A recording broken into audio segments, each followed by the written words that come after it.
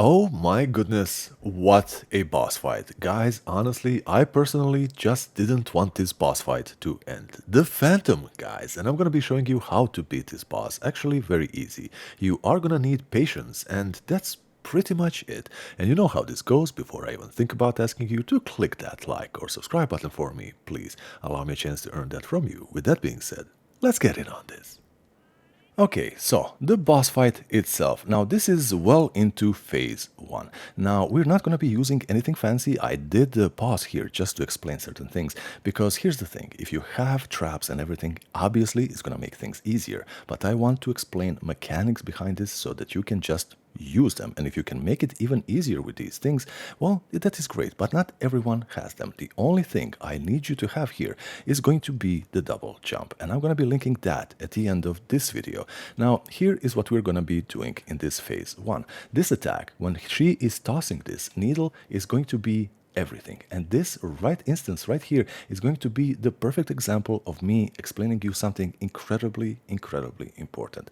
Anytime she chucks her weapon, she will always reconnect with the weapon, but it takes her like a second. So, if you are in a situation like I am here, where you have jumped off the wall, never ever land down between her and the weapon, because you are gonna get hit every single time when she goes to reconnect with the weapon. Instead, you're going to be jumping, always go over her and land behind her, because this way you are also going to be in the slashing distance. Now, this one, I actually need to rewind, because this is going to be one very, very important instance of the same attack. Once she's doing this horizontally on the floor, you need to jump. Why do you need to jump? Because when she reconnects with the weapon, she is going to be slashing forward. Doesn't matter how far you are. You just don't want to risk it. And then when you're landing, you always want to land again behind her in that slashing distance. This is key, guys, for absolute victory in this entire boss fight. And anytime you land behind her and you attack once, not more, not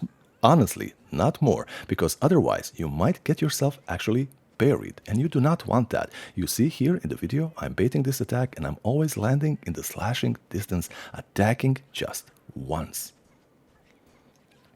And the phase 2. Now you see this faint pillar of light. Obviously, you know by now, I would hope, that you cannot be within the light. Otherwise, you're going to be taking damage. Now, this move is incredibly important to our own damage output, because we're going to be using this move against her. Now, I have been using the spear, but I recommend to you, do not. Always conserve the silk. What we are going to be doing instead is running after her right in there when she is done and just hitting her once, just once yet again, otherwise you might get parried. So you run and you hit her, and then you're gonna be backing away. This way you are dealing damage and still conserving silk, which is going to be absolutely key. You see here, she is done with the attack, I come in, I start pummeling her, and this is pretty much combined with everything that we have learned from the phase 1, and it shouldn't be that difficult.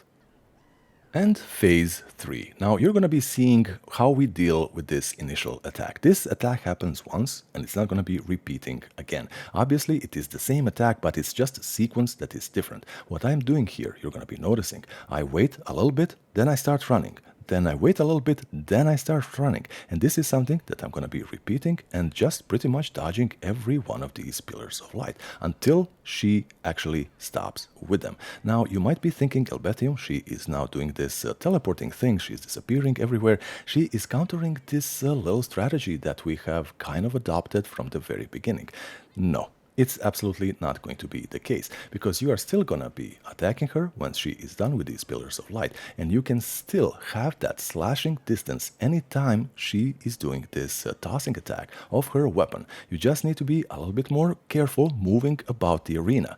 Everything else is going to be the same. Now you saw where I actually went to heal. I always jump there up high in the middle, and this is my place where I heal. Only once has it actually happened to me that I was caught by one of these pillars of light, but this is the judgment call that you yourself need to be making in the heat of combat. The moment where you heal, this is entirely up to you, and I know you're gonna be making the correct choice. So basically, this is the part where you just don't have to panic and keep repeating what we have taught you so far, and you are gonna be victorious. This is also the part where your patience it kind of starts wearing thin, and this is where it kind of can crumble. But just stay your resolve and you will win. And anytime you break her like this, it is an opportunity to get a few hits in, and then just if you need, if you're even missing 1 or 2 heals, HP points, sorry about that, it is always a good idea to just go and heal at this part of the boss fight.